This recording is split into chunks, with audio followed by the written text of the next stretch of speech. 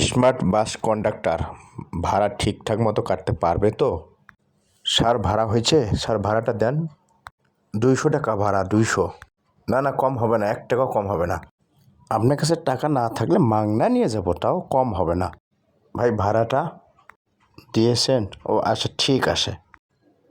পরে দিলেও দিবেন, এখনও দিবেন, দিয়ে দেন ভাই, ভাড়া দিয়ে দেন। আমি ব্যস্ত মানুষ, আমার হেল্পার নাই, আমি এক হেল্পারও গিরিও করি, কন্ট্রাক্টর গিরিও করি। স্যার আপনার ভাড়া হয়েছে? না হলে ভাড়াটা দিয়ে দেন। কোথায় যাবেন? সড়কঘাট? সড়কঘাট 150 টাকা ভাড়া। কন্ডাক্টর সাইড দাও, আমি এয়ারপোর্ট নামবো। ঠিক আছে, নামেন। আর ব্যবহার একটু ভালো করেন। শিক্ষিত লোক হয়ে অশিক্ষিতর মতো ব্যবহার করেন কেন? ভাই আপনি নাকি ভাড়া দেননি? জি, আমি স্টুডেন্ট, আমি ভাড়া দেব না। ঠিক আছে, স্টুডেন্ট হলে আপনার আইডি কার্ডটা দেখান আর হাফ ভাড়া দেন। কত টাকা ভাড়া?